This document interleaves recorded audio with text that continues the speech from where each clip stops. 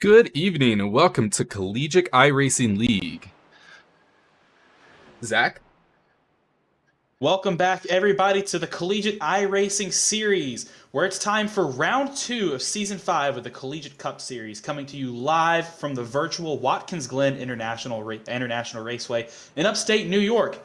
As I'm your host, Zach Lindler, Clemson University class of 21, alongside Alex Hallinar, a rising senior at Binghamton University, and Edwin Onofre, another rising senior at the University of North Texas. And guys, what in the world are we doing at a road course in the Oval League? Well, before the season started, we polled the drivers in the league. And believe it or not, Watkins Glen got the second most total votes out of any track on the NASCAR circuit. Was it a good choice? Well, we'll find out tonight, but I'm sure there's going to be no shortage of beating, banging, and all sorts of action out on track tonight. Edwin, why don't you tell us a little more about the Glen? The Glen is home to many of the famous racetracks.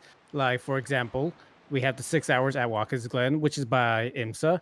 And then there's the infamous the Go Bowling at the Glen 400, or I don't know, I don't remember how many miles. But either way, this track is going to be one of the most Tetris the drivers are going to be facing. There's always going to be a lot of tricky spots in where they're going to be going. Turn one, for example, you'll be expecting a lot of dive bumps or a lot of understeering going into that corner, which will cause them to get an off-track penalty.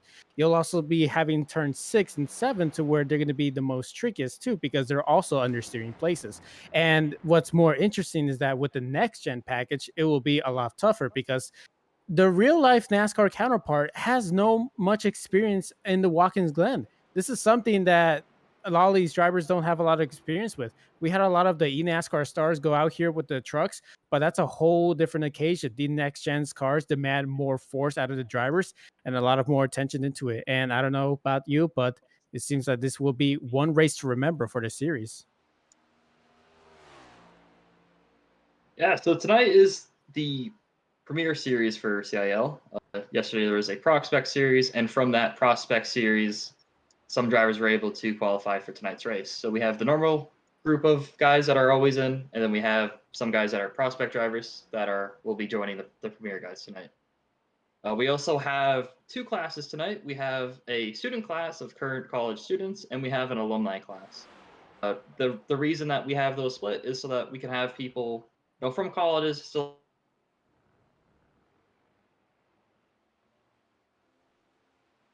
can compete with just drivers, and points are calculated for the students separately and the alumni. So even though they're on the same track, and of course they all want to get the overall victory, they will be given points separately. And you can tell the two different classes. The students have the green banner and the alumni have the red banner.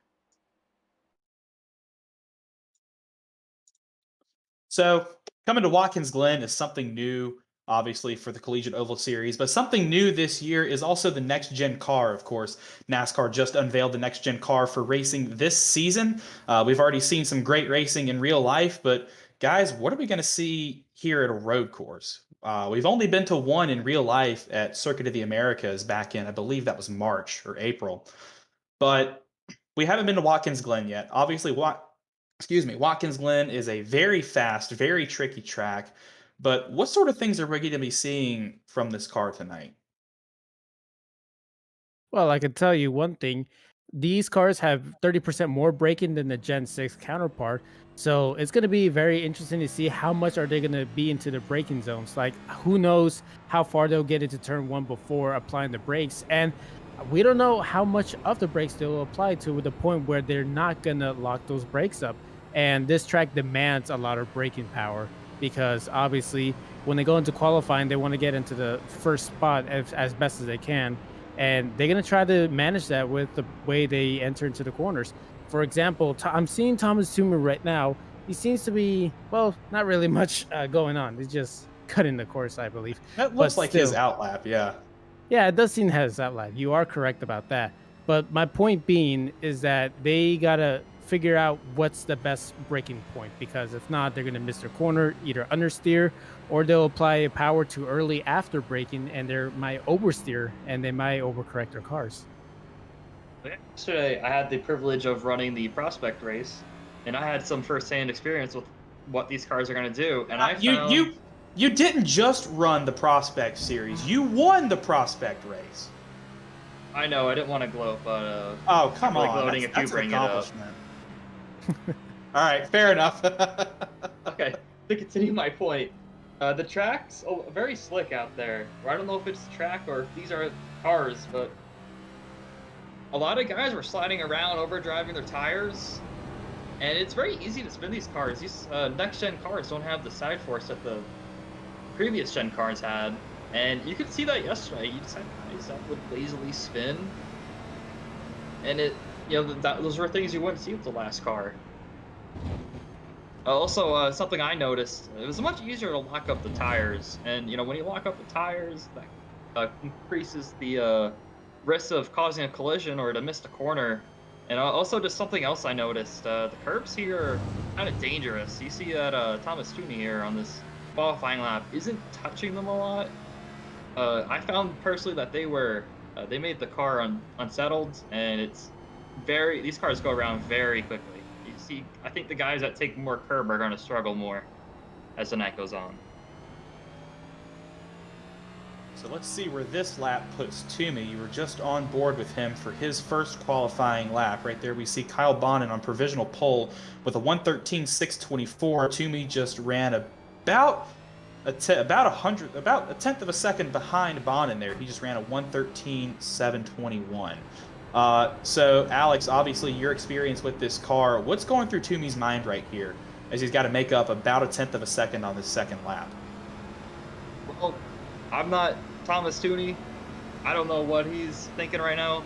I do know he has some NASCAR experience, and he did something that I think would be very helpful tonight. He was able to save fuel in that NASCAR race against some of the best guys on the service that are college students. And he was able to finish second against those guys. And he did that by driving smooth. He ended up saving gas. But, he just didn't make mistakes. And right now it's about, just doing your best, smooth like butter, and get the best time you can, and just put yourself in a good spot for this race. There you just saw at the top of your screen, top left of your screen, Jared Kaler just took pole. And there Esteban Munoz runs P2, provisional P2 in front of Kyle Bonin. Ryan Whitlock goes P3. We're getting a lot of laps rolling in here. Let's see how Toomey does. Toomey goes pole. Holy cow. With a 1:12.950. That is an absolute belter of a lap from Toomey there. I don't think anybody's going to beat him, as a lot of people are turning in their second lap here. You spoke too soon. Gummit commentator's curse. Kaler beat it by almost a quarter of a second at 12:705. So already we're seeing some very, very fast lap times from the guys out here. We are seeing some fast lap times here. I do wonder, though, what sort of lap times we will be seeing during the race. As Carl doesn't seem to be happy he went off track there. This is going to be a decently long race. This will be 35 laps. That is almost an entire fuel run. But with that, I believe they can make it on fuel from what I ran yesterday. I do think the fuel mileage will allow it. The tires, especially if guys are abusing their tires, they're going to be struggling. So I don't imagine we're going to be hot lapping this entire time. I think any drivers that do are going to be suffering towards the end of this race. I know me and Alex have driven the car. I didn't drive it in the race last night. Alex, obviously, you won the race last night, but I've done some testing with it and I struggled. Edwin, have you done any sort of testing with this car? Have you road raced a next-gen car yet? Unfortunately, I did not have the privilege to race with the next gens at any road course, but I know there are a lot of spins because nobody is expecting, once they apply the throttle, to immediately spin out thanks to that 670 horsepower. They're not ready for it, and I'm not sure if these drivers are ready for it, but I want to see who has throttle control around this course of the race. Speaking of word, throttle control, I found when I started practicing, I was in the old Gen 6 car mode. It's so easy to just give it a little bit too much throttle and just spin off a curb. These guys are going to be walking on eggshells, and walking on a tightrope. They go over that tightrope, it might end their night. I think that's just a very skinny tightrope. Yeah, I don't even think it's a tightrope. I think it's a dang fishing line that they're trying to walk on top of. And I believe there was the end of qualifying. Nope, I think I think Carl's having some technical issues here. Ah, there we go. We're back. So we saw Carl get a little loose on his last lap there. Alex and Edwin, both of you mentioned it was just all about throttle control and patience. Are we maybe going to see some guys making moves they shouldn't later on in the night? We'll see. I think the worry would be early on when these tires are new, and you like. I'm worried that some of these drivers are going to abuse their tires early on, and then those tires are going to be junked later in the race, and then at that point they're just struggling to keep the car on track. I agree with you. Most of these guys really want to push early, so that way, if a caution would come out, they would immediately gain the position right then and there. But I would, personally speaking, I would just stay easy on the tires. It's a long race. There's really no need to be dive bombing it to turn one. You rather risk losing laps than losing your car. I honestly say that all the time whenever I stream races like this. But yeah, you're better off losing laps than losing your car. And better, yeah, you're better off just going slow and letting someone else pie rather than trying to risk it for position. But still, I don't know how these drivers going to be. But again, Watkins Glen is such a demanding course, and when the race progresses, there's more pressure applied onto these drivers. And who knows who's going to burn out? We might even see somebody burn out the tires before the halfway. Well, it's like the age-old adage says, in order to finish first you must finish. Very well said. Smart guy. As a famous racing driver once said. But here we see Athena Leclerc going on her qualifying laps. I believe she is currently P13. So let's see how she does this. I think this is gonna be lap 2 of hers, if I'm not mistaken. Before the race began, she did mention, or that's how she wants to be referred to. But My apologies. before the race, she first was saying that she was at 120 laps worth of practice and doesn't seem to be continuing on getting any better. It could be because the track conditions are much different than originally when she practiced on, but who knows? It just might not be clicked right now, but it could be on later during the race. Well, and Athena is a very, very good driver, so there's no doubt that they'll figure out what's going on with the car, what's going to change as the night goes on with the track. And obviously, road course, track conditions vary the track a lot more than you would on a traditional oval per se. And I think we have a pretty hot track tonight. It's been hot all around the country all day today. So there we see Leclerc finishes their laps, not going to progress any higher than P13 there, 1.7 seconds behind the leader. And I believe that might be the end of qualifying. Sure is. Jared Kaler on the pole for the race. Um, Guys, who's going to win? Let's get that out of the way. Who's going to win? Who's your pick? Might be early start right now for me to call. Despite where she qualified, I'm still picking Athena Leclerc. That 120 laps that she mentioned before the race began, she feels like she's very confident about that, and she's going to be my pick. It doesn't matter where you finish; it's where you. I mean, it's not doesn't matter where you start; it's where you finish. And I keep my eye on her because I really feel like those 120 laps of practice will be worth it. Alex, who's your pick? I'm gonna have to go with Thomas Toomey. He did finish second in the eNASCAR College Series, and that's an impressive feat among itself. He was doing that against pro drivers, and he was able to get the strategy right, keep the car on track. And I think that he can do the same thing tonight, but this time get in victory lane.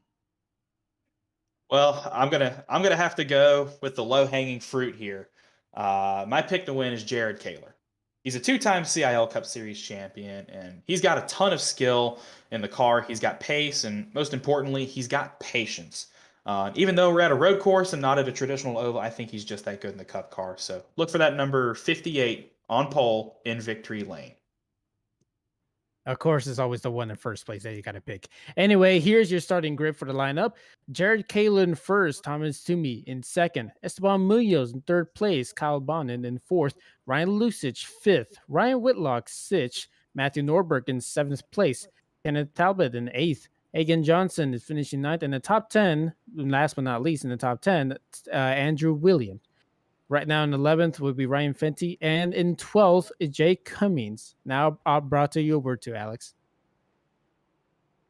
Yes, in 13th, we have Athena Leclerc, student. We have, in 14th, we have Dan Vanner from St. Clair College. And we have, in 15th, we have Jeremy Miller, an alumni from Purdue. In 16th, we have Andrew Burrell, Clemson, student from Clemson University. In 17th, we have Nicholas Stockner, alumni from Clemson University. In 18th, we have Colin Koopa, alumni from Indiana. In 19th, we have Tyler Stone, student from St. Clair College. In 20th, we have Ethan Head, a student from Tennessee. In 21st, we have Carl Lumkohl, alumni from St. Louis University. In 22nd, we have Matthew Tucker, alumni from Jacksonville State. In 23rd, we have Jordan Reich, student from Alabama Huntsville. And rounding out your field, in 24th, we have Zach Linder, who is actually in the booth. That's awkward. You would not catch me out on that racetrack right now, man. I struggle with these cars. I've got major respect for all of these people driving tonight. This is a hard race. It's a hard racetrack. It's a hard car to drive. So we're gonna see what happens. Well, the picks are in. The field's coming down the chute into turns 6 and 7. We're about ready to begin We're about to begin race 2, season 5 of the CiL. Guys, any last thoughts before we take the green? These guys better tighten up their seatbelts because it's about to get wild. You know, personally, I would say checkers or wreckers because this is a road course. This is with the next gens. Not a lot of experience, but let's see how far these guys are going to push. Well, here comes the pace car onto the front stretch, pulls off down pit road. Jared Kaler, the control car, he sends it. Green flag in the air. Barney says, send it at the Glen. Yeah, no heroics into turn 1, please.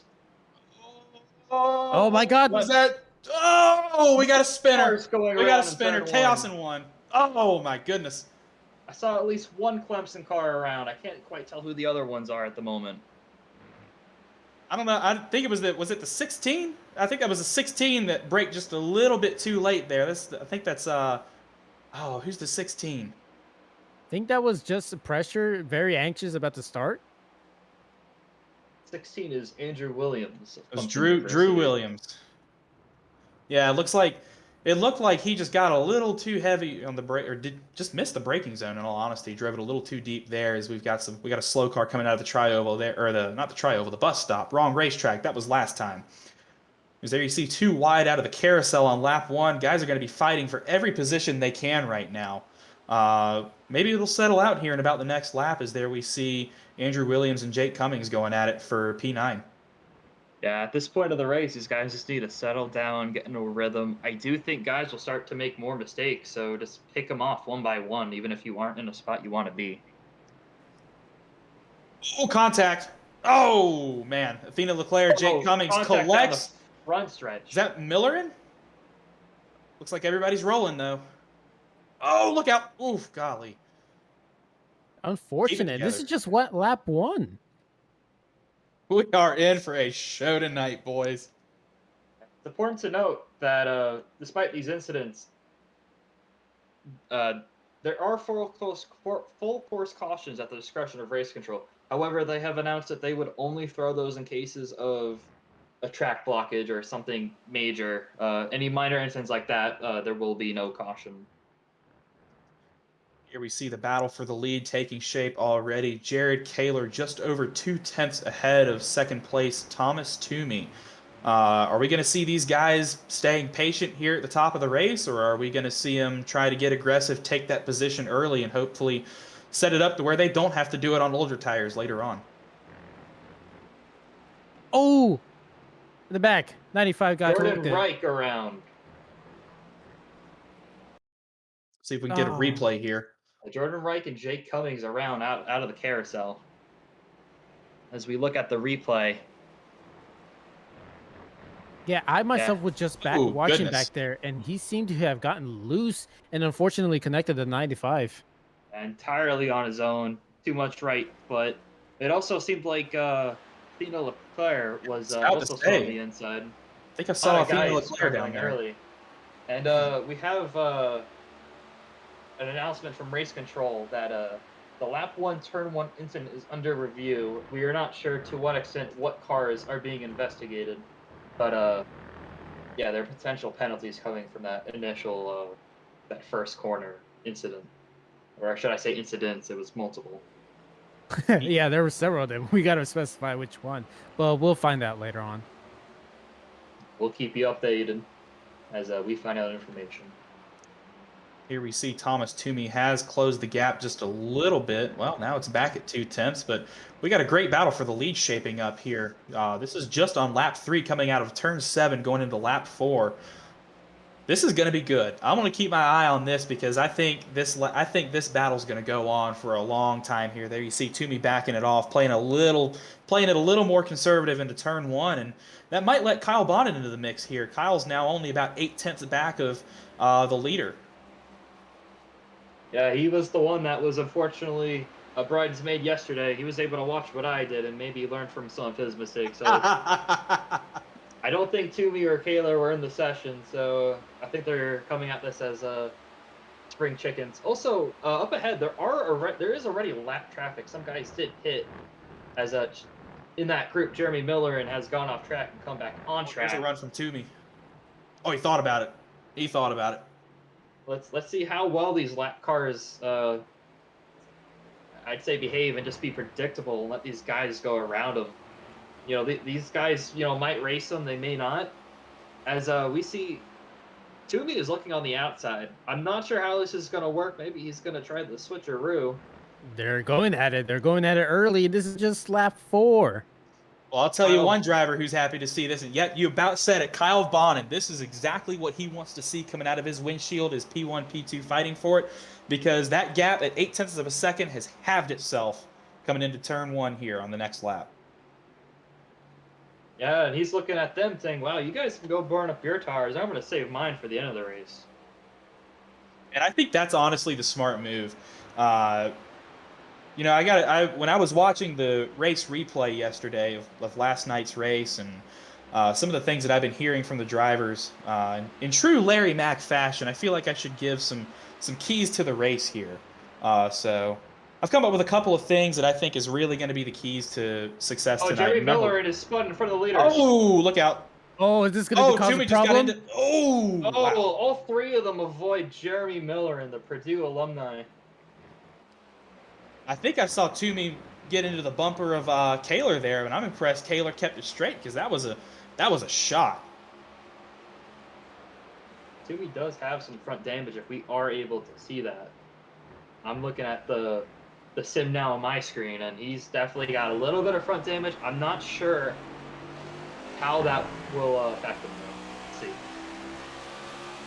And that was a pretty big hit too, and in the Gen 6 cars, that car would have been toast, both of them. But you can thank the new composite bodies on the next gens that they're able to beat and bang around and take a beating and still be pretty much fine at the end of it. So lucky that these 2 guys are still on their way to winning. Also, we have a new member of the party. Esteban Munoz, last week's winner, is now right behind Kyle Bonham. Well, my first key to the race that I was going to talk about before I was so rudely interrupted by a spin. I'm sorry. Man, those drivers are rude. Please continue. Is number 1, I was just about to talk about that. Tread carefully. Like we've said at the top of the show and throughout this race so far, this car takes an incredible amount of skill to drive, and we've seen some guys who are high up in the oval order struggle to drive it, though not really tonight, as these front 4 or 5 are making this look easy, as we see Toomey go to the outside of Kaler there. But at least in my experience, I can say that, if you're up from the north, you got to drive it like it's on ice. If you're from the south, you got to drive it like your grandma's in the passenger seat in her Sunday best, and she's got a pot of chili in her lap. Heavy, high horsepower car, low grip. It'll slide from you extremely easy, as we've already seen tonight. There you see Thomas Toomey taking the lead from Kaler. Do you think Kaler's maybe going to back off a little bit now that Toomey has the lead? Maybe Toomey's burned through his stuff a little bit? That could be. It's a possibility. Who knows? The thing about it is that he already has rear damage, so it's gonna make it on the arrow going into the corners a lot tougher. He might be either looser or tighter into these entries, like in the bus stop right now. Seems to be managing just fine, but could be that it might be just a little wheel misalignment or so. Might not affect him too much, but he could be just backing out. Yeah, that would be the smart move. I would imagine, like, front end damage, that would lead to a little bit less front downforce, which would lead to an understeer situation. Over at the moment, it doesn't seem to be a problem, but we'll see how that affects the tire wear. Perhaps Jared Kaler is content just sitting second now and letting Toomey junk his tires. Also, we would like to report there were 2 black flags given. I'm not sure if either of those were for the first corner incident. Jordan Reich was black flagged. That was likely for the incident in the carousel, and Jake Cummings was also black flagged, and I'm not sure what that incident was.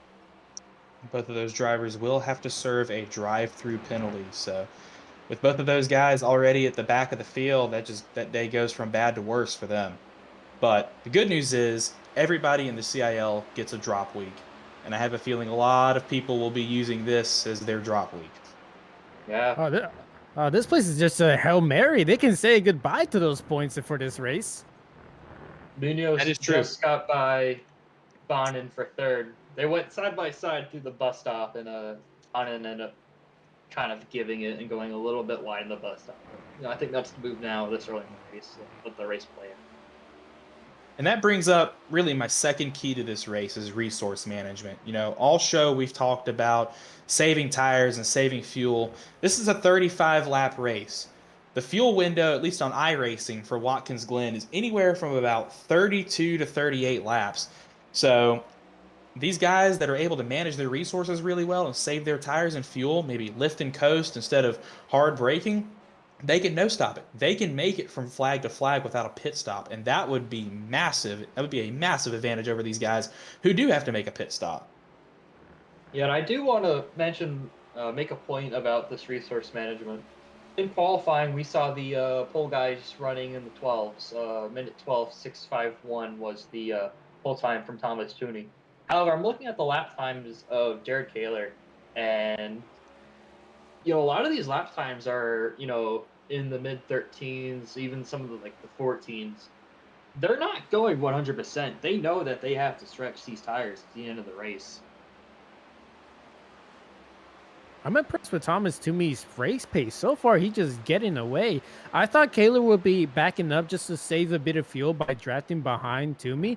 That is not the case. Toomey knows how to get around this track. That eNASCAR practice for the Watkins Glen with the truck has paid dividends.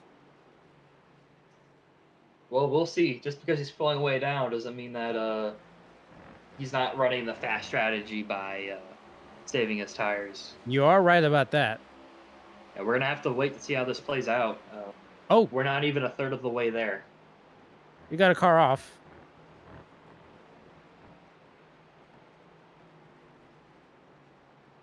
Yeah. Was that Nordberg? I think I see him coming down the pit road there as we ride on board here with Nick Stockner. Looks like he's having a little fun, some smiles and giggles out of him.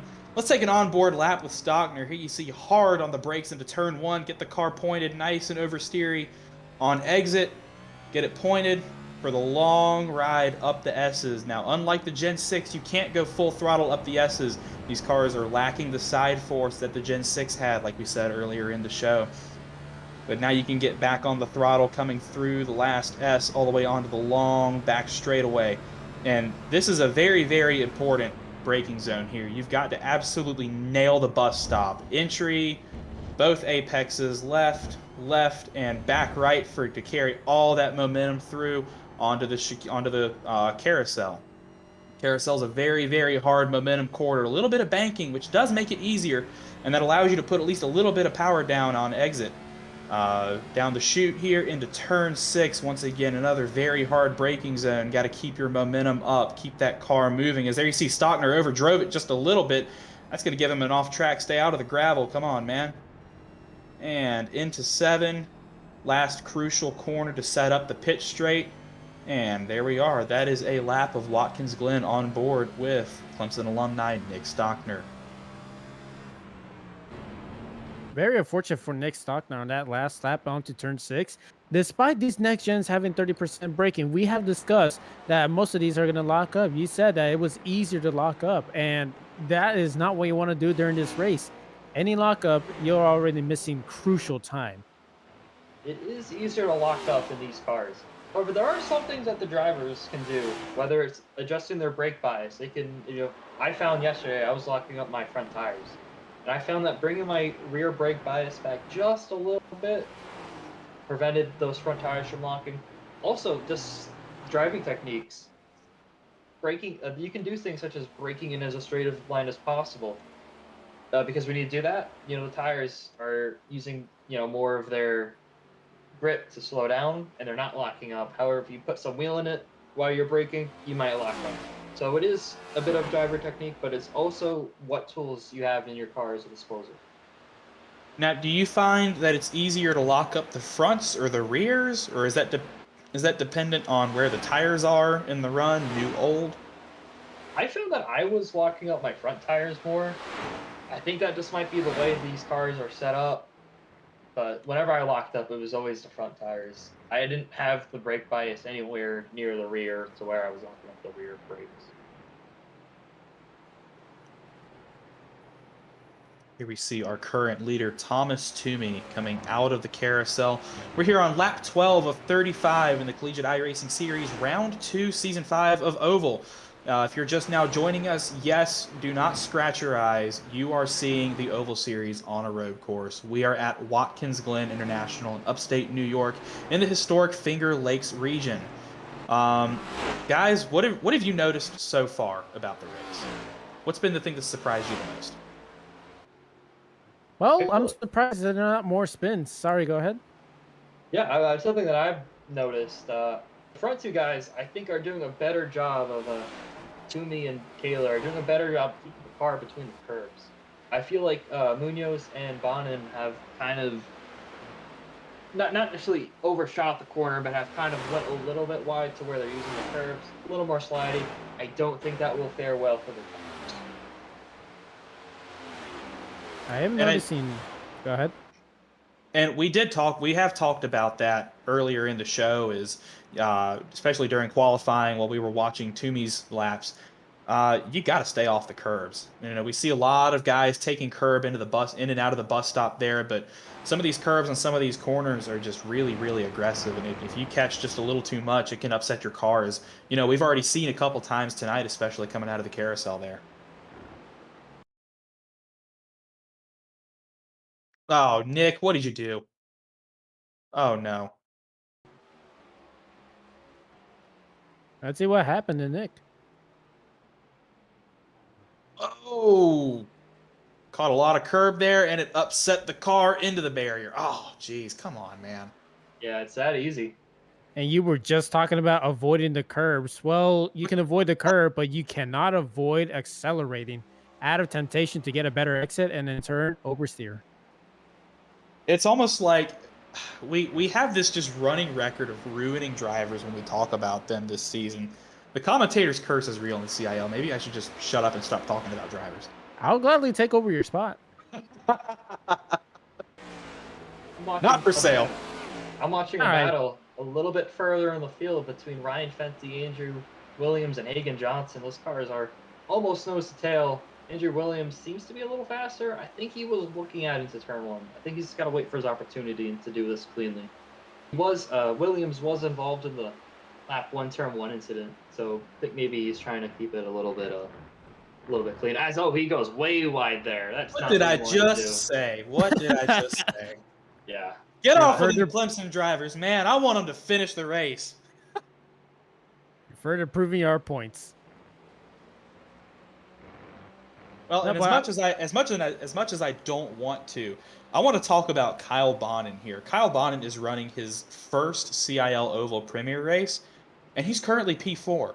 Now, what? granted, he's at the top of the road alumni charts right now, and he's a very good road racer. As they see Hagen Johnson, I believe, having some issues. He got hard into the fence there, but Kyle is doing an excellent job right now. Okay, wait, hold on. I thought there was something called beginner's luck. There's no Oh no, way that ain't luck. That's called orange rims, baby. he has orange rims. He's got orange rims. Ah, okay. Well, folks, if you're tuning into CIL for the first time, there's a little theory, conspiracy theory. They say that if you put orange rims on iRacing, you will go faster.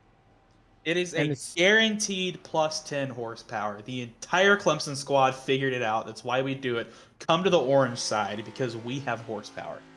I am afraid to mention that, but I can't believe it seems to be true, especially for Kyle Bonin. Yeah, you did say squad. There sure are a lot of Clemson guys that run in this league.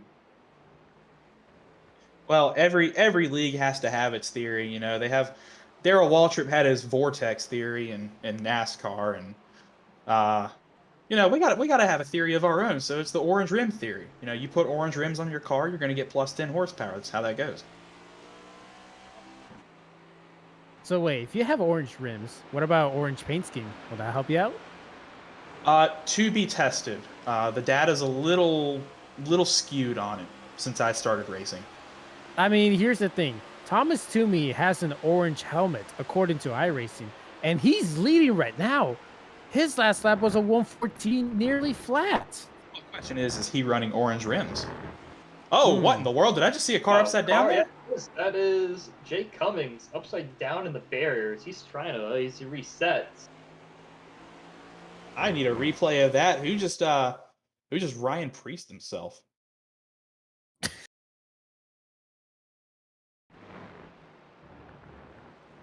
That was very unfortunate. He just got on that curb, as we all been talking about, and there you go. You're Game just in there physics for the moment. ride. Not easy, just a little too much curve, a little bit too much gas, a little in that wall, and unfortunately he flipped.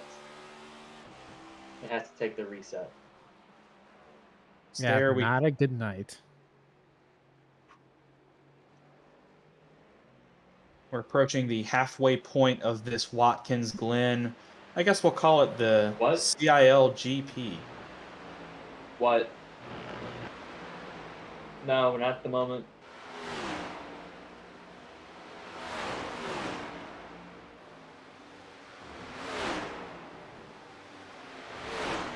Surprise, Thomas to me has not been giving up the lead, and he's already way ahead. And compared to Jerry Kaler, whose fastest lap time is about the same as Thomas Toomey, doesn't seem to be catching up. I don't know if Kaler is just trying to take it more easier on the corners than the previous laps, but I don't know if it may be just the damage that he had gotten before. But still, Thomas Toomey definitely shows that he has the pace for it. Well, here's a battle that's about to start heating up. This is going to be the battle for the last podium position, if there was a podium in NASCAR. But Kyle Bonin chasing down the third place car of Esteban Munoz, currently about a second flat behind him. So let's keep an eye on this battle and see where this goes. Maybe as we just pass the halfway point in the race, maybe you're going to see some guys who saved their stuff early on or just a little bit better at resource management start using it up a little bit. There's a mini battle right here around 12 or 13. No, 16th and 15th. This is a battle for 15th here. Seems like Hagen Johnson is going to try to take the inside. And, oh, no! Uh-oh. Carl, unfortunately, overdrove into that corner. He oversteered on turn 1, and he loses a spot to Hagen Johnson. Carl Lemkel, the alumni out of St. Louis University. Again, another one of our onboard drivers. He didn't look very happy with the car during qualifying. Maybe he made a couple of brake adjustments in between the quality and the race, but looks to be struggling out there again. Upset car, maybe? What's going on? That might be the case. I think in his qualifying I think all 3 of his laps were invalidated, and he did not post a time, so it's a bit more than struggling. It's actually a lot more than that. So he's not really having the best night. When he kind of having a not good night, just got to bring the car home the best he can. And that's just one of the most disheartening things. You come into a race with high expectations, and then you've practiced and practiced and practiced, and then you started off by bottling your qualifying laps. That's just it's rough, it's disheartening, and it really puts you into a bad mindset. As there we see just a little too much oversteer coming out of turn 1 there for Carl on board. But again, that's just part of the tenacity of these drivers in the Collegiate Cup Series, is the ability to get over those mental hurdles. I've been there many a times where I've ruined qualifying or my first couple laps in a race, but it's really all about getting yourself back into it and realizing, okay, we can still bring home a good finish. And I think that's what we're going to see Carl try to do here, especially some of these drivers at the back of the pack. Speaking of drivers at the back of the pack, Thomas Toomey is going to be catching some lap cars pretty soon. Team Leclerc is going to be the first one up. They don't have a hood at the moment. They have definitely been in some sort of damage. And I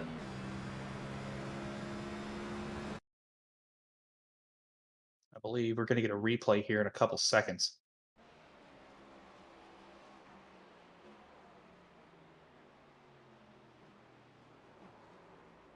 Oh, it's a lazy spin. Ah, very unfortunate. that's what you see out of these cars. You get one of two types of spins. You either get that slow, uncatchable, like it's almost slow motion in the car. It takes forever to go Ethan around. had crashed in front of the leader, but the leader, Thomas Tooney, is okay. Coming out of the bus stop. That's the same thing that happened to who was it that got it there earlier and flipped? I believe that was Jake Cummings. It was Cummings, yeah. This looks like the exact same thing that happened to him. He just caught a little too much curb coming out of the bus stop there. Yeah. Okay, are we gonna call that specific exit curb a deadly name? Because it's been taking 2 of our drivers so far. I think that I would be fine with calling that the deadly curb of the race. Yeah. You see, Thomas Toomey is very close to Athena Leclerc. They are miking up, and I believe that Athena has let the leader by without any sort of issue. A very smart move by Athena. Appreciate it so much. And Thomas to me also very appreciates that. Thomas It's Toomey's very still- unfortunate. Go ahead. I was gonna say it's sometimes very unfortunate to let a leader pass by, but like I said in the beginning, you rather finish with a car than not finishing at all. Well, and I think Athena's already a lap down, so they're not really fighting for anything there, just to kind of stay in the race. So it was the best option for both drivers there, just to let the leader by. But we see there at the top left of the screen, Thomas Toomey has about a 2.5, 3 second lead at any given point over second place Jared Kaler. Here we see 7th place Andrew Williams. It looks like he's about to get in a battle, pretty good battle with Ryan Whitlock. Let's see how this plays out. Here comes the death curve. And they both made it. Thomas Tooney has also gotten by the lap car of Matthew Tucker without any sort of issue. It does seem, though, that Jared Kaler might be having a little bit more issues with the timing of when he's catching these cars. And I think the gap has increased perhaps just a little bit between him and Thomas Tooney. And he still has one more lap car to get by. Now, Edwin and Alex, something that I've noticed tonight, really all race, is how drivers are attacking the carousel. We've seen some drivers kind of stay low, getting their right sides as close to that curb as we can. Some drivers maybe staying about halfway up the track. Is there a real advantage? Oh, another spin. Is there a real advantage to doing either of those? Is there one line that's preferred over the other? Or is it all situation? I mean, I think it's whatever works for you. I didn't really try that high line. I found a lot of success not being on the curb on the inside, but being maybe half a car length up from that. And then there you're able to take a shallow line off the corner and not hit a curb. I agree. I agree. It may be comfort. Some drivers prefer just hooking up on the line and not having to do anything complex, like taking the wide version and just taking a really massive run at the end. It might be because some of these drivers tired hook to where they cannot hook up to the corner anymore. So where they have to take the large line, or some drivers just prefer taking the wide line so that way they can get a better exit, depending on how far they are from the next car. But it may be all just preference. Well, that's really the only place that we've seen on track where drivers can really choose their line. You know, the rest of the track is a very much a one-line circuit, especially into those hard braking zones and through the S's where you really are driving on eggshells.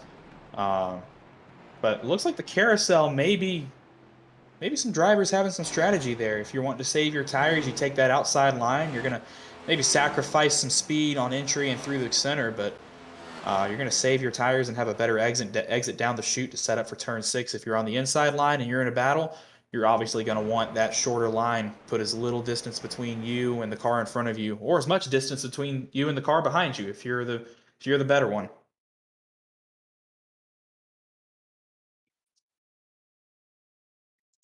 Yes. I think we're having some technical issues in the production booth right now. Stay with us as we get it sorted out. Oh, we're still here watching a race. I guess we're gonna have to go MRN for a little bit. Pause 10 seconds for station identification.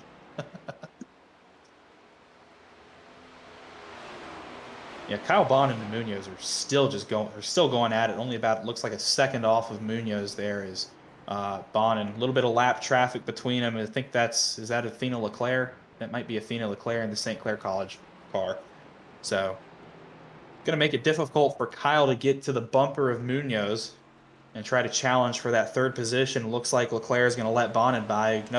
Another smart move, really smart driving by Athena tonight. They've done really, really well to not ruin their race, but also not ruin anyone else's race by defending a position that you really don't need to. Yes, extremely respectful on their behalf.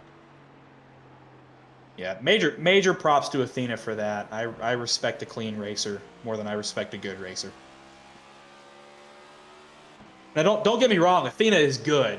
They're very good, but it just seems like something happened tonight to where she is they are no longer in contention. There are just some situations where you have to face with what you're experiencing right now. If you're going to be passed, unfortunately, you have to let them pass because you don't want to make enemies. You don't want to make enemies in this series. We already have a lot of people complaining on the Beef channel later on after this race. Who knows what? But there's going to be at least some rivalries created out of this, and I don't know if we want to see that. Coming to the line here in 2 more corners, Thomas Tooney will take the field to 10 to go. And I just want to point out that we might be at the point of the race where guys that have been saving their stuff, now's the time where they're going to use that. And this is where the advantages are going to play out. Jared Kaler has been about 2.5 seconds behind Thomas Tooney for the last Whitlock thought about it. Bit of laps. And, let's just see, was that just a pace thing? Or was that him saving his stuff for now? And we'll see how these strategies combine and who overall has the advantage. Well, don't look now, but Kaler gained 4/10 on Toomey that lap. So with only a few laps remaining in the race, we're going to see who's saved their stuff and can make a nice push at the end, and who's maybe burned their stuff out and is going to start really dropping off the pace now. As this battle for P5 is P6 is really heating up. There you see Andrew Williams in P6, Ryan Whitlock in P7. Whitlock thought about making a move to the outside of the bus stop. Let's see if he plays anything here to turn 1. No cards in hand for him. Maybe he's setting up a move later on in the race. Maybe a nice last lap pass like we saw last time at Talladega. Yeah, so that was an exciting last lap pass at Talladega. I mean, I think Jared Kaler was the dominant car last week. And just in the tribal, that's why Munoz was able to go to his outside and win the race. That was a really great finish. Hopefully see something similar. And Esteban Munoz currently sitting P3, Jared Keeler P2 behind our leader Thomas Toomey. Kyle Bonin in P4 right now, Ryan Lusich in P5, Andrew Williams running 6th, Whitlock 7th, Culpa 8th, Fenty 9th, Andrew Burrell rounds out our top 10. 12 cars on the lead lap, as that's lap, I believe, we're about to go to lap 28 of 35, so the timer is winding down. You got about 7 or 8 laps, really, realistically, to make your move. What's going through your mind right now if you're out on the racetrack? Are you still wanting to be patient? Are you trying to set up a move later on? Are you wanting to be aggressive to try and make that move now? Because let's be honest, your tires are as fresh as they're going to be for the rest of the race. I think it could be a combination of everything. Honestly, you want to gain as much positions for the points, and who knows how much they're willing to sacrifice their tires to get speed out of it, or how far they're going to brake so that way they can get closer to the car in front.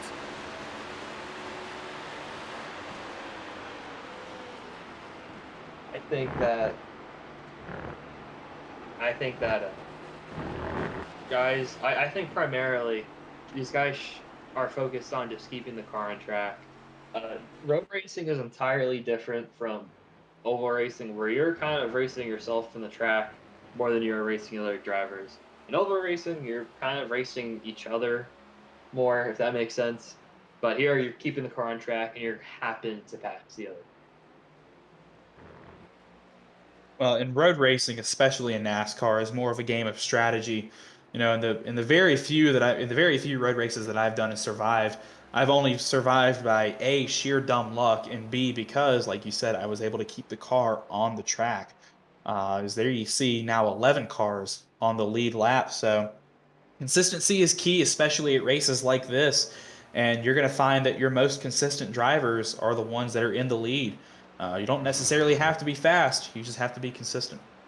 Speaking of fast, speaking of consistent, that's all Thomas Tooney has been tonight so far. He has run a clean race so far, but he will be catching a couple lap cars, and he's going to have to do this cleanly and without losing time, because I think Jared Kaler is there if something does happen. As he does manage to get past Nordberg, as Nordberg goes way wide into turn 1, but he still has the lap cars of Nick Stockner and Andrew Burrell coming up. Oh, and Jordan Reich as well. And that gap from first to second has not changed in about the last 2 or 3 laps. So, Toomey obviously playing a strategy card here. He's trying to keep Kaler back. Obviously growing in his mirror ever so slightly in the corners, but very smart here by Toomey. Yes, if I'm Toomey, I'm just thinking about keeping this car on track, and I'm looking at these lap cards. We've seen this a lot of instantaneous spins, and if you got to be ready for that.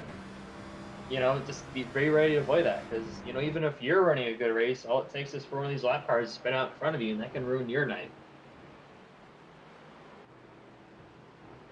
And there is no worse feeling than running well just to get taken out by a lap car. And even so, some of these lap cars have damage. I'm looking at Nicholas Stockner's front end. He's got some left and right front damage. So he's going to struggle. You know, he's struggling with some of his grip. And Toomey is going to have to deal with that. Also, I see Burrell has damage. A lot of these guys have damage. You think it was a massive surprise from turn 1 and lap 1? I'm going to say no. I mean, fair enough, but the thing about it is that that moment caught these guys off guard, and now they got worried, and they got that mentality, and I believe that's what progressed into further self spins or crashes into other cars. It was just a sudden shock about how truly terrifying these next gens are around the road courses. Yeah, you know, when you're road racing, sometimes your braking points in turn 1, lap 1 aren't the same as they are other places because you're accelerating at a different point. So I think some of these guys didn't quite know where the braking point was, and they just went wide, and there was an incident. I personally thought the S's would have been an issue. I don't know if we've seen a guy spin out the S's yet. I hope I didn't jinx that, but I'm just gonna point that out. No, here we go. Did you? I don't think he did yet. We haven't gotten anything from production yet. But Okay, I was surprised because I was about to say there's no way look, he would be I'm just waiting. talking about that. I'm waiting for it. Somebody's about to spin in the S's. But we're hearing now as we enter the last 5 laps of the race that a lot of guys on the radio is complaining about their tires, that the tires are getting worn out. Maybe they're getting a little overheated. We've talked about it all show as resource management, tire management. Maybe some guys pushed it a little too hard at the top of the race, and now they're getting burned for it, maybe literally. Who knows how much they burn to where it costs them and get past on the last lap potentially. Yeah, we'll see. We did see last week that the winner coming out of the final corner isn't necessarily the guy that's going to win the race. It's whoever crosses the line first, and if guys have differing tire strategies, that could definitely play a role in this. And even so much as even the same at a road course where you absolutely have to be perfect at every single corner on the track. If you mess it up on the last lap, you're going to get passed for the win. So you are absolutely right when whoever takes the white flag isn't necessarily the winner. Here we see this battle for P6 still very, very hot between Williams and Whitlock. Whitlock right on the bumper of Williams, both of them taking the low line. I've noticed Williams has been taking that higher line through the carousel there, but might have gotten it cut off there, I believe. That's the 777 of... Who's the 777? Matthew Tucker. Matthew Tucker. So lap traffic coming into play even for battles in the middle of the pack here. See, Whitlock got a really good run out of 7 there. Yeah, speaking of lap traffic, Thomas Tooney just passed Jordan Reich lap car. Jordan Reich is the student out of Alabama, Huntsville. And after that, Tooney's got a pretty clear gap. The next car is Colin Koopa, who is currently in turn 1. And yeah, Tooney is on the start-finish line. Kyle Bonin has indeed crashed. No! Ah, Dang it! I knew I should have talked about him. Yeah, it seems like he might have had too much fun on the carousel. Oh, save it! Keep it together. Went a little bit wide. and Oh, we were well just done. talking about the pace that he had, and unfortunately, it's the dang curb that made him mess up, and he was not able to control it well enough. Exactly. Fortunately for him, he has not lost a position yet. However, those tires might be absolute junk at this point. So I think his goal is just to not be packed by Ryan Lusich, who is about 8 seconds behind him at the moment. It's unfortunate that he spun so late. And that curb out of the carousel is one of the very few that you can really get aggressive with, but only if you keep the car pointed absolutely straight coming out of that corner. As there we see Bonin had just a little bit of steering input coming over that curb, and it just upset the weight balance of the car and sent him around for, I guess, a half spin, you could call that. But fortunately, he's able to keep it going, did not lose a position there to Ryan Lusich in 5th. But it looks like that battle might start heating up here a little. It might start heating up here in a second. Absolutely. Jared Kaler did gain a couple tenths on that lap. He gained 3 tenths on Tooney. I don't know if that's going to be enough with 2 to go now. But, yeah, I mean, there's still a 2.3 second gap between the two. I think this is too... I'm not going to jinx anything. Yeah, you don't want to say anything. Yeah, I respect Tooney, and I don't want him to hate me. Has been the commentator's curse this race. I don't know who set us up to do something like this, but I hope it does not cause any more incidents for the remainder of the race. Yeah, if we say something hasn't happened yet, it's sure to happen. So I hope that we don't get $1 million from the lottery tomorrow. Yeah, I don't think I need to be buying any lottery tickets very soon, but here's somebody who might be looking at one soon. That's Thomas Toomey, though. I don't think his domination of today's event has come from skill. Thomas Toomey will take the InnoVetted Labs 1 to go this time around. Looks like he's going to do it. If he can keep it together, he's got a two and a half second lead over second place Kaler. Although Kaler did gain 2/10 through turn 1 there as we ride on board with Toomey. Guys, Toomey has just done so well today. He passed Kaler early on.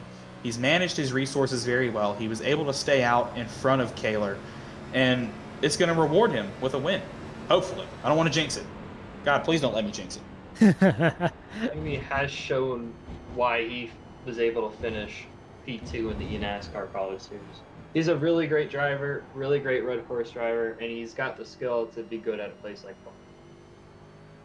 Kaler has brought the gap down to just under 2 seconds, but it's still not going to be enough. One final time down the chute for Thomas Toomey. Jared Kaler tried to throw everything he could at Thomas, just couldn't quite get there through the tight left-hander, and the right-hander turn 7 once more. Thomas Toomey did very well here at the eNASCAR Collegiate Series race, and he's going to do it again in the Collegiate iRacing League. Thomas Toomey is your Watkins Glen Grand Prix winner. Jared Kaler comes to the line, P2. Kaler brought it down by a second that lap. He absolutely sent it. Munoz crosses the line third, but 16 seconds behind Toomey. It seems like perhaps he just didn't have the tire that the front two had. It was a 4-horse race, but it eventually became a 2-horse race. Ooh, I want a good battle here. Fourth. I want a good battle here. Whitlock looking to the inside of Williams here. Williams closes the door. Whitlock's going to get the better run out of 6. No, he had to check up a little bit. Here's the inside. Oh, not there. He looked. Williams got him.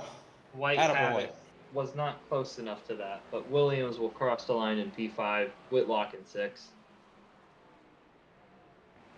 And I think Lusage might have had an issue. Yeah, what happened to Lusage? Did he spin on the last lap? He's behind Kulpa now on the last lap. Yeah, he was ahead of Lusage. So he was ahead of Kulpa, but now he is behind Kulpa. Lusage is the last car to finish. Seems like he might have run out of fuel. Lap 34, Really? he chose to have gone onto pit road. Oh, wait, no. Oh. He seems to have locked the brakes. Get a replay of what happened here. Yeah. Lap 34, turn 6. Turn 6 went super wide into the gravel. And then decided to just missed the breaking point. Oh, man. Well, we talked about it right before the white flag, that just because you take the white flag at a certain position doesn't mean you're going to finish there. If nobody's in front, nobody's behind. And yeah, it just felt like he couldn't continue on those tires. But anyway, guys, what a race. Excitement and chaos from start to finish. What a race. Thomas Toomey takes it home P1. Jared Kaler from UNC Charlotte P2. Esteban Munoz, the student out of FIU P3. Kyle Bonin, Clemson University alumni P4. Andrew Williams, Clemson University student P5. Is there your top 5? We're going to get the rest of the results confirmed for you in just a second. So, guys, any reactions from the race? What surprised you the most? What did you expect to happen? What did actually happen that surprised you? What are your reactions? I can tell you right now, I was not expecting all these curves to be killing you during this race.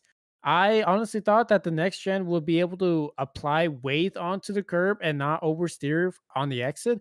But no, that doesn't seem the case. No matter where it was either turn 1, it was the bus stop, or it was even near the exit of the carousel on that outer curb to where it killed you. And I was not expecting that at all. I was personally surprised by how quickly this race went. This was a fun race to watch, to commentate. I had fun yesterday when I was driving, but this is pretty fun too. Some really great racing throughout the field. Congrats to Thomas Toomey. And speaking of, how about let's dial up our winner, Thomas Toomey. First of all, Thomas, you're back in victory lane. Congratulations. How does it feel? It feels great. It was for me, that was a pretty comfortable car and track combo. That was my first time driving the next gen, but I've had quite a bit of experience doing the trucks on the same track It was decent to manage the tires. At the end, it started to get very sketchy. But yeah, overall, it was a lot of fun.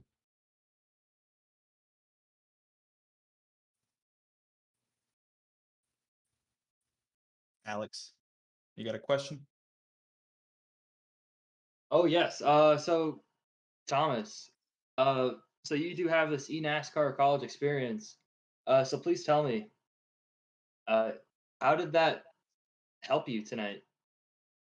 It helped a lot, I would say. I've done definitely over 1,000 laps on this track, not necessarily in this car, but in the truck, and just the repetitions uh, really help you long run, especially being able to carry speed into corners like the bus stop, and just being confident overall. Definitely, the more laps you do on a track like this, and you kind of start to learn the line, the more comfortable and the better off it is. All right. Hello. Welcome to finishing in first place. I am more surprised that you got away as soon as you passed Jared Taylor. You somehow just got away. Did you ever look behind in the mirror? Did you ever look how close he was? Yeah, I was keeping my eye on the relative at the end. I pulled out about like a 2.5 second gap, and then that kind of held for a while until like the last 2 laps. I could tell he was definitely saving his tires a bit more, and then the last couple laps, he actually ate a couple of seconds off of that time. He was starting to catch me, so maybe in another 5 laps, he would have got me. That is the case, but unfortunately, there was not another 5 laps. It was already the white flag, and by the time the race finished, you were the winner. Well, thank you so much. Do you have anybody you would like to shout out to? A university, family, friends? Yeah, I want to shout out to my family who are watching this, and to the University of Virginia, and to Virginia Motorsports as well. All right, Thomas Toomey, congratulations on your win. Thank you so much for joining us. Thanks, Taker guys. All right, now we're gonna dial up to the runner-up.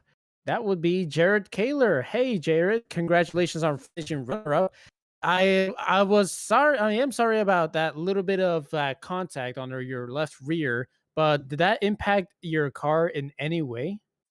I mean, I'm not too sure. I'm assuming that was from when there was that wreck coming out of the bus stop going into the carousel, and I kind of checked up for it. I don't know if it affected it too much. I was just kind of saving my stuff because I knew with the old car, you really wanted to save your stuff from the beginning of the run, and I was kind of treating it like that. Uh, so I probably should have pushed a bit more, and I think that probably would have made the difference right there. Jared, we talked all night about resource management and saving tires and fuel. When Toomey passed you, he just kind of drove away, but you were able to keep that gap right at about 2.5, 2 seconds. Were you on resource management as well, or were you just trying to run him down? I was just mainly trying to conserve my tires. I knew we could make it on fuel the whole entire race. I think we had like half a lap to the good the whole entire race. So I was kind of just saving my tires, and I was expecting him to kind of burn his stuff up, and he timed it just perfectly. I think it was about one lap too late. I think another 1 or 2 laps I probably could have gotten him on the set of tires right there. So Jared, we have seen a lot of guys tonight struggle with the curbs where guys just, get too much curb and they just kind of spin. What has been your relationship with curbs tonight at One's Glen International?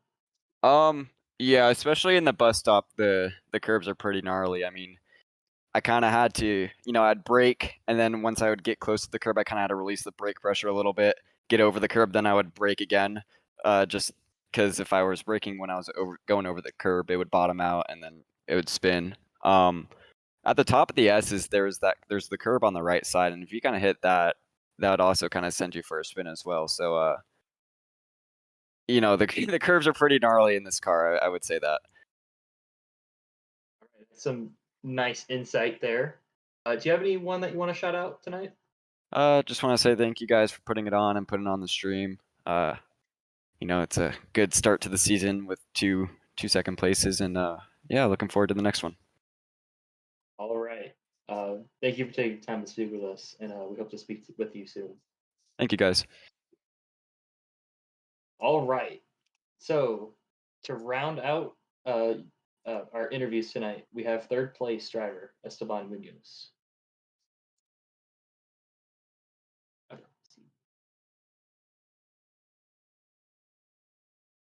Hello? All right. Okay, Esteban, you are in here. Okay. So, first question. What's kind of going through your mind there? You had Toomey and Kaler in front of you, and they kind of started pulling away at the end. What was sort of your process of, just finishing the race? This race was all well, it was mostly mental. It was a mental game, just making sure not to overdo it on exit in the corners. I knew from the beginning of the race, I kind of had nothing for Toomey or Kaler, so I was just trying to maintain my position. I know at the beginning of the race, I was overdriving a tad bit, and it cost me third. It was eventually I was able to get it back. And around the outside the chicane. And after that, I was like, okay, just keep your pace, hit your marks, and that's kind of how it pulled me all the way to the end. It was very, very stressful at the end because also I was checking my fuel because it could have run out at the end, but luckily it didn't. Hey, Esteban, did you ever wish that you could have pushed your car a little bit harder onto the corners or save tires better? Because I'm looking at your pace race, and you have pretty consistent laps. Was there any moment where you wish your car would have just like turned better, put better rotation, not lock up at all, or so? Uh, I knew I was consistent, but if in terms of if I wanted to push it more, no, I don't think so. Because I think if I did try to push it a bit harder than I already was, I probably would have made a mistake and would probably cost me my podium position. So it's almost this race. I was basically damage limitation because my championship is with Kaler. Toomey's an alum, so it's mostly against Kaler. He did finish in front of me, but as long as I finished right behind him, all good. We just move on to the next race. Well, that's 2 appearances in the Premier Series this season so far for you, Esteban, and 2 podium finishes, obviously winning at Talladega, and you bring it home third here. We saw all night where this was really just a war of attrition. What surprised you the most out of tonight's race? How difficult this car really is on the road course. It really surprised me. Like I said at the beginning, it's a mental game. It really is. The car is just so difficult to drive because any slight mistake or any tendency to overdrive it, you will crash or lose the car. So it was basically a mental warfare against yourself and just making sure your car is straight, going fast enough to keep hold of your position. And if you did make a mistake, get that position back. Well, congratulations again, Esteban. Do you have anybody you want to shout out tonight? Any thanks? I want to thank you guys for putting this on. I want to thank Panther Esports, my beautiful girlfriend who's by my side. Also want to thank Kaler and Toomey also for putting on a good race. Congratulations again, Esteban. Thanks for joining us. Thanks, guys. Well, there you have it. There's our top 3 finishers from tonight's race. Congratulations to everybody who raced tonight. You put on a heck of a show. So, Edwin, Alex, any thoughts, closing thoughts? What surprised you the most? What did you expect? What happened that you really expected? And are we going to do this again in the future? To answer your question of if we're going to do this again, I believe, unfortunately, we will because we're not going to be sticking with one road course forever. But regarding the race itself, I am more shocked about the fact that how far the field has been spread out. It might be because of the amount of people spitting, or it might be that people didn't practice enough to where they got the lines ready and nailed down.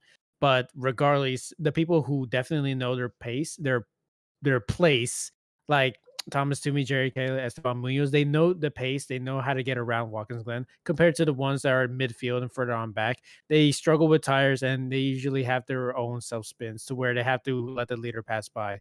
But it was a whole different race. Like it was all about strategies. It was about who was going to let them pass by first, if you were going to push early or push at the end.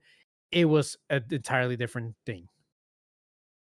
Yes, this was not the kind of racing we normally see in the Oval Series. This definitely played out. I mean, this is a road course, so this kind of played a lot like the Road Series, where field's a bit more spread out. It's a bit more attrition.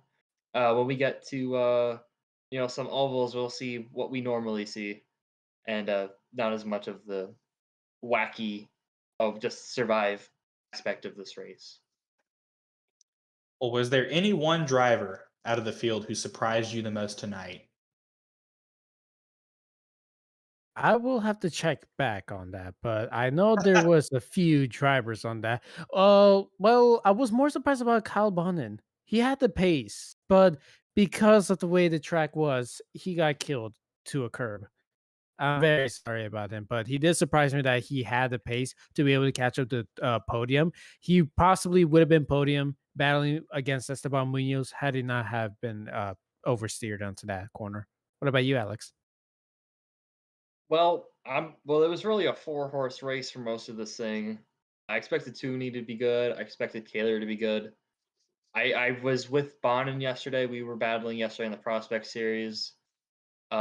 This is because I don't know him well, and I only watched him last week at Talladega, Esteban Munoz.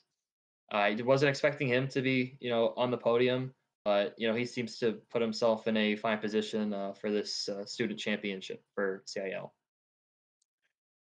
And as for my surprising driver of the race, looking kind of towards the middle of the lead lap pack there, Andrew Williams surprised me a lot because he's usually had some, up and down races in both the oval and the road series, but he was able to bring it home P5. That'll be a really nice points haul for him, P3 student. So I think that's going to wrap it up for us here from virtual Watkins Glen International. Thank you, everybody, so much for tuning in. This was an incredible race full of chaos from start to finish, and hopefully we can do it again next year. Maybe unfortunately for some drivers, like Edwin said. But thank you all so much for joining us. Don't forget. Actually, yeah, you're right. Let's go over the standings before we finish. Bringing it home, P1 in alumni and P1 overall, Thomas Toomey from the University of Virginia. P2, the student out of UNC Charlotte, Jared Kaler. P3, Esteban Munoz, student from FIU. Kyle Bonin, the Clemson University alumni, brings it home P4. His teammate, Andrew Williams, a student, brings it home P5. Ryan Whitlock, student from Alabama Huntsville, brings it home P6. Colin Kolpa finishes 7th place from Indiana, the alumni. Ryan Lusich, the student from North Texas, finishes 8th. Andrew Burrell from Clemson University, a student, brings it home 9th. And Nick Stockner will round out the top 10, alumni from Clemson University. Edwin? All right. In 11th place, alumni Matthew Norberg from North Carolina State. Athena Leclerc, student from St. Clair College. Ethan Head in 13th for Tennessee. Alumni Matthew Tucker for Jacksonville State in 14th. All students remaining here. Jordan Rickey for Alabama Huntsville. Jay Cummings in 16th for Wingate University. 17th place, Kenneth Talbot for Alabama Huntsville. And Ryan Fenty, St. Joseph's at New York for 18th place. Remaining in 19th place as we get the standings loaded up and running. In 19th place, we have Carl Lacombe in 19th. Hagen Johnson finishes in 20th. And then we got Tyler Stone finishing in 21st. Jeremy Millerin in 22nd. Dan Banner in 23rd. And last but not least, I believe it's Zachary Lindler. I don't know if he showed up. No, he Did not start. Oh. And I'm so glad I kept it that way. So yeah, there's your final standings from Watkins Glen International. Thank you so much to all of our producers. Thank you so much to Edwin and Alex for coming into the booth with me. Want to remind everybody watching next Tuesday night at 8:45, we will have the CiL GT3 Challenge Road Series live from the virtual Daytona International Speedway. So going from one legendary road course to another. So that'll be a lot of fun, a lot of drafting on the long straightaways and the high bank turns. You're not going to want to miss it. So on behalf of it, but speaking of road courses, if you want to do road course racing, don't do next gens. Take the GD3, and you'll be seeing GD3s next week for CiL. Thank you. Somebody with correct opinions. But seriously, thanks everybody for tuning in. Thanks to all the CiL staff so much for putting this show together. We will see you guys next Tuesday. Stay fast.